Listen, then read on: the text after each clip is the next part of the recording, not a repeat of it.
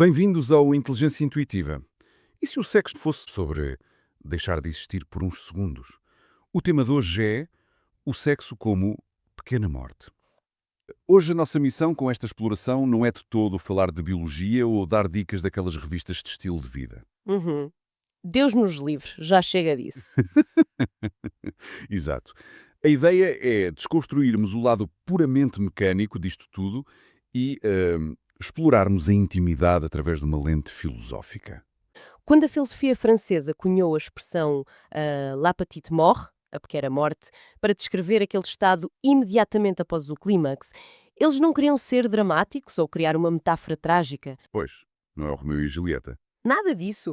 Eles estavam a apontar para um fenómeno psicológico brutal, que é a suspensão temporária do nosso ego. Ok. O que é que queres dizer com a suspensão do ego? O que é que a intimidade tem a ver com morrer enquanto indivíduo?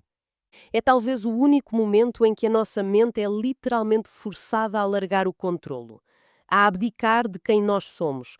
Vivemos numa sociedade tão obcecada por controlo, tão narcisista, que esse estado pós-orgasmo foca-se exatamente na perda do eu e não apenas no prazer físico.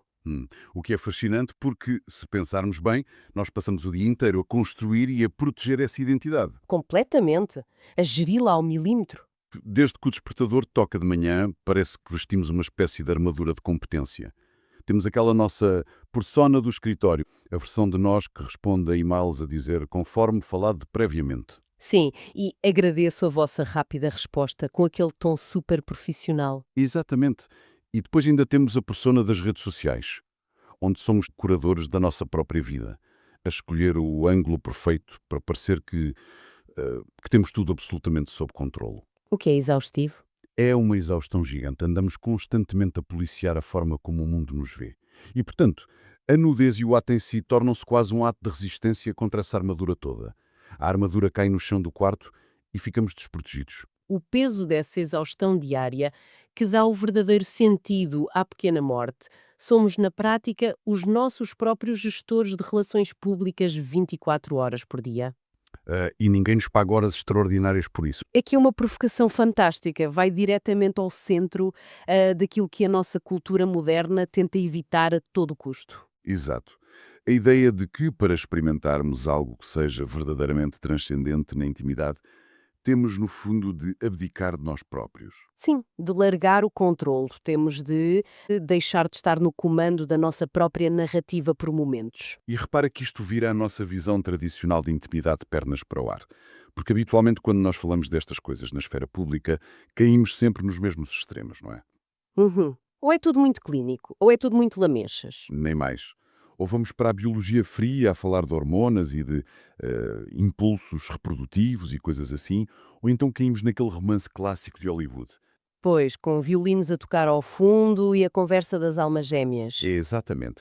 As fontes que reunimos não vão por nenhum desses caminhos.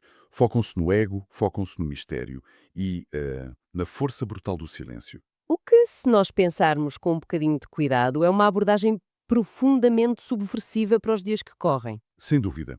Por isso, a nossa missão nesta nossa reflexão de hoje não é de todo dar daquelas dicas de mecânica relacional. Claro que não. Nada de falar de emoções abonecadas ou listas de passos para ter uma relação feliz. A ideia é desconstruirmos a própria essência daquilo que nós entendemos por intimidade. O alívio profundo da intimidade sexual vem da libertação dessa tensão. É uma demissão temporária desse cargo de relações públicas. Hum. Durante aqueles segundos ou minutos, tu já não és o profissional de sucesso. Não és o pai ou a mãe que anda sempre preocupada com as contas.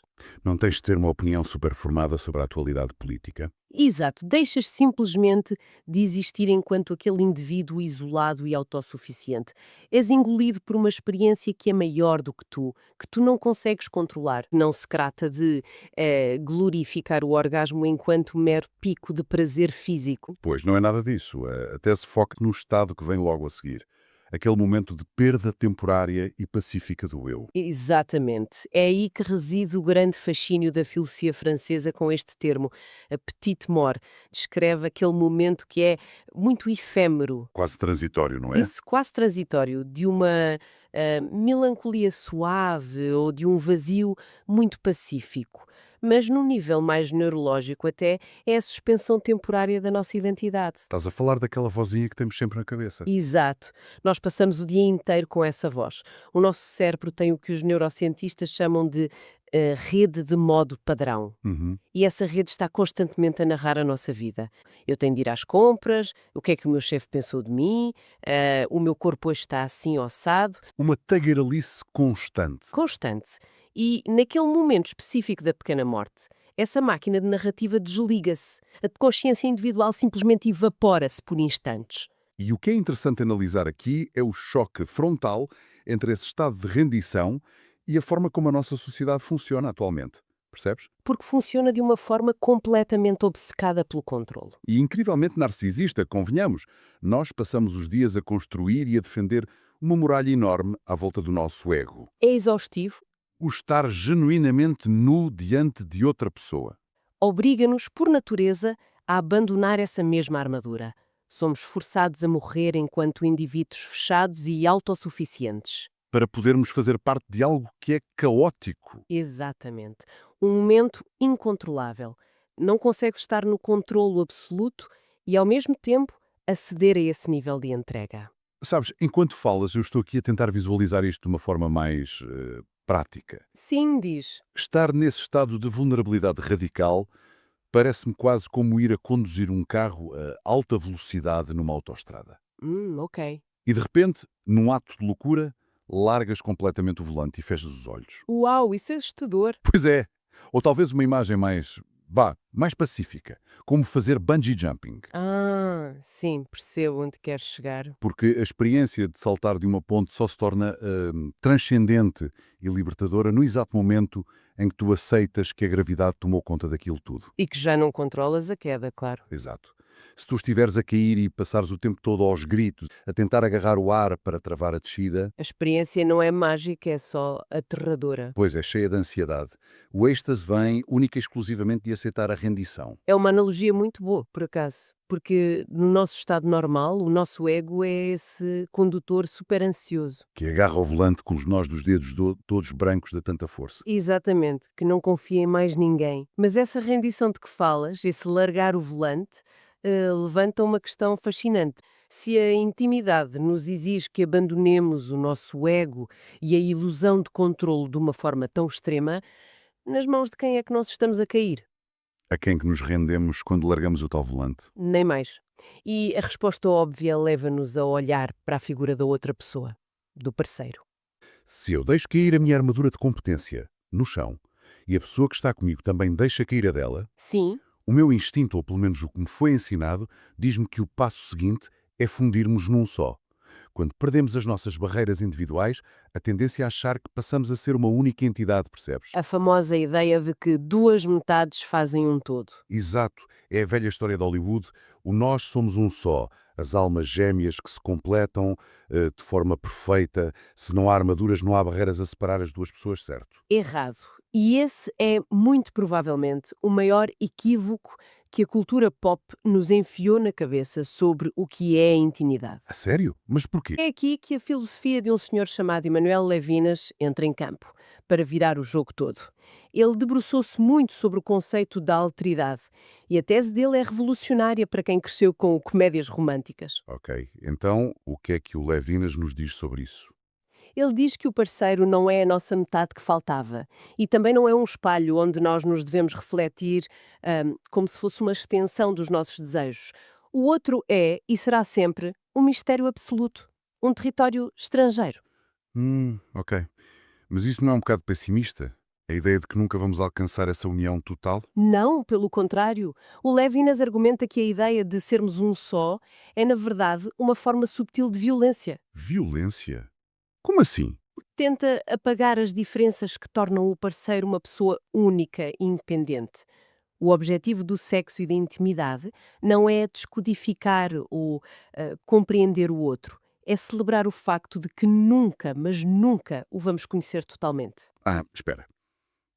Então, em vez de tentarmos resolver outra pessoa para nos fundirmos com ela, devemos assumir que ela é um quebra-cabeças impossível de montar. É um bocadinho por aí, sim. Sabes o que me lembra? É a diferença entre tratar a pessoa com quem estamos como um problema de matemática e tratá-la como uma pintura num museu. Nós não tentamos resolver a Mona Lisa. Bela analogia, sem dúvida. Nós não andamos à procura da resposta certa por trás das pinceladas daquele quadro. Apenas o contemplamos e aceitamos o mistério que ele transmite. Com as pessoas devia ser igual. É uma excelente forma de o colocar, porque pensa no mecanismo do desejo. O desejo, pura e simplesmente, não sobrevive na familiaridade absoluta. Ele alimenta-se de distância, alimenta-se do desconhecido. Uhum, pois. Se tu tratas o teu parceiro como um problema de matemática, e chegas finalmente à solução, o que é que acontece a seguir? O que é que tu fazes? Fecho o livro de matemática. Acabou o desafio, vou fazer outra coisa. Exatamente. Levinas diz que a intimidade é o encontro entre dois infinitos. Se tu assumes que conheces a pessoa que dorme ao teu lado de trás para a frente, Que não tem mais nenhum mistério para revelar? sim, estás a reduzi-la a um objeto previsível. E a previsibilidade é o maior antídoto para o erotismo. Mata o desejo na hora. Isso choca de frente com os ideais modernos do que é um relacionamento perfeito e seguro. Como assim? Repara, hoje em dia nós aplaudimos de pé aquele casal que consegue terminar as frases um do outro, não é? Ah, sim, os chamados casais telepáticos. Exato. Aqueles que sabem exatamente qual é o trauma de infância que faz o parceiro reagir mal no trânsito, que sabem se ele prefere o café com 3 gotas de leite ou 4, tentar prever tudo e compreender totalmente a pessoa com quem estamos não é suposto ser o auge do romance moderno. Compreensão total significa segurança, sem a menor dúvida. E atenção, a segurança é vital para manter a estabilidade de uma família, pá, ou para a logística de partilhar a mesma casa e pagar contas. Pois, a logística do dia-a-dia exige que a malta se conheça, não é? Claro que sim, mas estabilidade e erotismo operam com combustíveis completamente diferentes. O conforto da rotina diz-te: eu sei perfeitamente o que tu vais fazer a seguir. Mas o erotismo precisa daquela sombra de dúvida que te diz: eu achava que te conhecia, mas de repente mostraste-me um lado teu que eu nunca tinha visto. Ah, isso é muito forte. É o choque de perceber que afinal há ali uma novidade. Nem mais. O que mata a paixão nas relações longas não é o tempo a passar. É a arrogância de acharmos que o outro já não tem rigorosamente nada de novo para nos surpreender. E achamos logo que já lemos o livro todo. Exato. Manter a alteridade viva, como diz o Levinas, é ter a humildade de olhar para o nosso parceiro há 10 anos e pensar: fogo, ainda há vastidões dentro de ti onde eu nunca pus o pé. Uau! E isso é simultaneamente muito bonito e super assustador, porque exige que abdiquemos da nossa ilusão de controlo. O que me leva a pensar numa coisa engraçada sobre a forma quase obsessiva como nós gerimos a intimidade hoje em dia.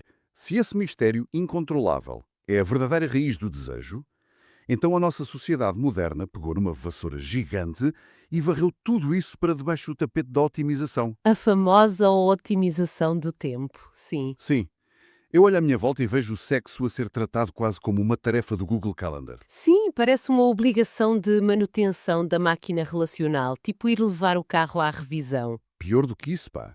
Parece que nós levamos a mentalidade dos relógios inteligentes, daqueles que contam os passos, para dentro do quarto. Ai, nem me digas nada. É verdade. Vês, malta, e vês artigos em revistas a listar os 5 benefícios cardiovasculares da intimidade. Ou a explicar que a libertação de ocitocina melhora o sistema imunitário e faz com que sejas mais produtivo no escritório no dia seguinte. Exato. Tornou-se num life hack. É isso. Tratamos a nossa vida íntima como se fosse um batido de proteínas depois do ginásio ou uma sessão de mindfulness rápida. Tem de servir para alguma coisa, tem de ser útil, tem de justificar o tempo que estamos ali a investir. E ao tratarmos o sexo como algo puramente útil, estamos a assassinar a essência da experiência toda. E isso liga-se de forma fascinante com as ideias de Georges Bataille, um autor que estudou imenso a economia da energia humana. Ok, então como é que o Bataille via esta questão da utilidade? A tese central dele é que o erotismo tem de ser o exato oposto do trabalho. A lógica do trabalho e do mercado em que vivemos exige que por cada caloria que tu gastas haja um retorno visível. Sim, tem de haver lucro. É o utilitarismo elevado à sua potência máxima. E o que o Batalha defende é que a intimidade só é genuína se for um desperdício sagrado, uma inutilidade absoluta. Espera aí, espera. O oposto do trabalho, na minha cabeça pelo menos na sociedade moderna, é o lazer, certo? É chegar a sexta-feira à noite, atirar-me para o sofá e fazer uma maratona de uma série qualquer, sem pensar em nada. Onde é que o erotismo e o tal desperdício sagrado entram no meio disto? Qual é a grande diferença entre o lazer e esse erotismo? A diferença é subtil. mas é brutalmente fundamental para o batalho. O lazer, nesta sociedade em que vivemos, continua a ser utilitário. Como assim? Eu não estou a produzir nada no sofá a ver séries. Mas tu descansas no fim de semana, para quê? Para recarregares as baterias com um único objetivo: voltares a ser produtivo na segunda-feira de manhã. For. Bem visto. O teu lazer está secretamente ao serviço do teu trabalho. É uma pausa estratégica, percebes? O desperdício sagrado de que o Batalho fala é uma ruptura completa com esta roda de hamster. Então é gastar energia sem querer recuperar nada. Precisamente. É pegar numa quantidade massiva de energia física, emocional e psíquica e atirá-la pela janela, sem esperar rigorosamente nada em troca. Uau. Não é para relaxar os músculos, não é para cumprir a cota de intimidade semanal do casal, nem para fazer bem à tensão arterial. É excesso. Excesso no seu estado mais puro e inútil. Ok. Mas porquê é que isso gera tanta intimidade? O que é que o facto de algo ser inútil tem a ver com ficarmos mais próximos de outra pessoa? Porque o ser inútil elimina a possibilidade de tu falhares. Pensa lá na mecânica do trabalho ou de qualquer tarefa que esteja otimizada. Se há um objetivo definido, há também um critério de sucesso. E se há um critério de sucesso, eu posso chumbá-lo, posso falhar. Exatamente. E se podes falhar, o teu ego entra em ação, a tua armadura sobe para te proteger do falhanço ou para lidar com a frustração. Quando o sexo é visto como uma tarefa conjugal ou um mero treino físico, tu arrastas a ansiedade do desempenho para dentro da cama. Claro, passa a ser uma performance que tem de ser avaliada. E se o erotismo for assumido como um desperdício sagrado e sem propósito? Não há metas nenhumas, não há métricas, não há passos contados no relógio. É só quando retiramos a pressão de produzir um resultado que o nosso ego pode finalmente dar lugar àquela pequena morte de que falávamos no arranque da nossa conversa. É fazer algo só por fazer, com o único propósito de estarmos perdidos no tempo. O que é quase subversivo, não é? Num mundo que nos faz sentir culpados de estivermos tipo 5 minutos a olhar para o teto sem estarmos a ouvir um documentário ou a aprender alemão ao mesmo tempo. É a derradeira subversão. Envolvermos num ritual que existe tanto de nós, mas que no fim não produz absolutamente nada palpável. Acaba por ser um aterro do dia maravilhoso. É roubar tempo à máquina. Mas sabes, esta necessidade de otimizar tudo não se reflete só na agenda ou nos relógios. Entranhou-se até aos ossos na forma como nós comunicamos nas relações. Ai, sim. A era da comunicação total e absoluta. É isso mesmo. Nós fomos formatados para acreditar que a pedra basilar de qualquer relação duradoura é ter de falar sobre tudo. A famosa exigência do temos de falar sobre isto, o escrutínio de cada detalhe. Exato. E hoje parece que atingimos um pico de loucura com isso. Casais que discutem usando uma linguagem que parece tirada do Departamento de Recursos Humanos ou de um consultório de psicologia, pá. Uhum. A linguagem terapêutica banalizada. Sim. Estão ali a jantar calmamente e de repente um vira-se e diz: olha, quando tu deixas a toalha molhada em cima da cama, eu sinto que o meu trabalho invisível nesta dinâmica está a ser invalidado e isso despoleta em mim a minha ferida de abandono de infância. É que é mesmo assim. E rimos, mas é verdade. E rimos porque é absurdo.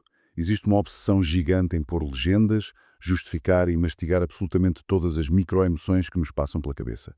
Se há um pequeno espaço em branco, assumimos logo que tem de haver ali um trauma escondido que precisa de ser verbalizado. Estaremos a falar até à exaustão e a destruir a intimidade no meio de tantas palavras. É o grande paradoxo do nosso tempo. O excesso de luz verbal acaba por nos cegar. Quando tu tentas legendar cada pequena emoção com termos cirúrgicos e clínicos, estás na prática a dissecar a tua relação numa mesa de operações. E a matar o doente no processo, se calhar. Nem mais. E voltando ao que falámos há pouco sobre o Levinas, estás a assassinar o mistério todo. É por isso que os últimos textos que analisámos hoje propõem algo lindo, a estética do silêncio. Olham para a intimidade física como a nossa última linguagem pré-verbal. Ou seja, o corpo a falar, quando percebemos que as palavras, na verdade, não servem para quase nada, quando o assunto é assim tão complexo e caótico. Precisamente. Porque pensa bem na mecânica das palavras. As palavras são caixas, são pequenas gavetas conceptuais onde nós tentamos à força enfiar as nossas experiências. Quando dizes, sei lá, eu desejo-te ou estou magoada, tu estás a pegar num turbilhão gigante de instintos, de contradições e de sensações corporais. e a forçar isso tudo a caber num formato que a gramática permita, percebes? O resultado é sempre uma redução da realidade. Fica sempre imensa coisa de fora da caixa. Fica sempre. A linguagem nunca consegue abarcar a totalidade daquilo que sentimos. As palavras são redutoras por natureza. E além disso, são incrivelmente fáceis de manipular. Sim, sem dúvida. Nós podemos esconder-nos atrás delas, podemos racionalizar coisas que no fundo não queremos sentir. Eu posso construir um argumento super lógico para provar que tenho razão numa discussão amorosa, mesmo quando cá dentro o meu coração sabe perfeitamente que eu estou errado. Mas o corpo não tem essa agilidade de diplomata. Não tem, é impossível enganar através dele. E não mente, porque o corpo é exatamente onde nós habitamos antes de a sociedade nos ensinar a ter vergonha das coisas ou a sermos muito civilizados. Pois. Quando o diálogo exaustivo falha, quando um casal já tentou resolver os problemas na mesa da cozinha usando aquele vocabulário de terapia todo e continua a sentir um abismo entre eles, muitas vezes é na ausência total de palavras que a fratura sara. É no silêncio. Sim. No mundo barulhento, onde somos constantemente bombardeados com notificações, opiniões e com a exigência de termos algo a dizer sobre todos os assuntos, o ato físico torna-se o último grande refúgio do silêncio partilhado. E isso dá-nos quase o direito de não termos de fazer sentido nenhum. O direito a não fazer sentido. Olha, isso resume isto na perfeição. E liga tudo de uma forma mesmo redonda. A nossa viagem de hoje parece toda ela um convite a largarmos o peso gigantesco da lógica. Começámos ali pela necessidade de nos esquecermos de quem somos, a tal pequena morte da filosofia francesa. O alívio brutal de pousar o nosso ego. Sim. Depois, fomos perceber com Levinas que o parceiro nunca vai ser um livro completamente lido, mas sim um infinito que nunca vamos mapear por inteiro. Descobrimos também com o Bataille que a melhor forma de viver em intimidade é tratar a nossa energia como um desperdício sagrado e sem nenhum objetivo utilitário. Contra o utilitarismo todo que nos impingem. E agora acabamos com este reconhecimento de que, se calhar calarmos e deixarmos o corpo falar é a coisa mais inteligente que podemos fazer. Num tempo em que nos exigem explicações para tudo, optar pelo silêncio partilhado requer imensa coragem. Requer coragem. E já que caminhamos até aqui hoje, há um pensamento prático que quem nos está a ouvir pode levar para testar na própria vida. Diz lá. Com toda esta pressão brutal para preencher os vazios do dia a dia, nós criamos quase um pânico generalizado dos momentos mortos. Fugimos do silêncio como o diabo foge da cruz. Exato. Então, se calhar, da próxima vez que quem nos ouve estiver num momento de silêncio absoluto com alguém de quem gosta, seja, sei lá, a conduzir no carro lado a lado à noite, ou simplesmente no sofá ao fim de um dia cansativo, observem a vossa própria vontade de quebrar esse silêncio. Aquele comichão que dá de dizer alguma coisa. Esse instinto quase incontrolável de dizer uma banalidade qualquer, ou pior, de puxar logo do ecrã iluminado do telemóvel só para não terem de lidar com a quietude. Pois. Talvez esse silêncio não seja um abismo escuro que precisa desesperadamente de ser tapado com ruído. Pode ser, pelo contrário, o único terreno nas vossas vidas onde não estão a tentar impressionar ninguém, onde não estão a tentar gerir a vossa armadura e o vosso ego, nem a tentar resolver a outra pessoa. É um convite para permitir finalmente que o não dito possa respirar. Uau. Porque na grande maioria das vezes é exatamente nessa penumbra silenciosa que a verdadeira intimidade está ali sentada, só à espera que nós paremos de fazer barulho. É um convite para abraçar o não dito, porque às vezes o melhor diálogo é mesmo aquele onde nenhuma palavra precisa de ser desperdiçada. Se nós aceitarmos a premissa de que a intimidade mais profunda exige uma perda total de controle, Sim? a aceitação plena do mistério do outro, a recusa da utilidade e um conforto no silêncio. Onde é que isso nos deixa? Deixa-nos a pensar, será que a atual crise que vemos nos relacionamentos modernos, a insatisfação, a incapacidade de manter ligações, não é muito menos uma questão de falta de amor ou de escolher a pessoa errada? E é o quê, então? Será que é apenas o nosso terror absoluto e paralisante de nos rendermos ao desconhecido? Fica a provocação. Espero que tenham gostado. Obrigado por estarem aí. Não se esqueçam de seguir o canal, isso é mesmo importante para nós. Até breve.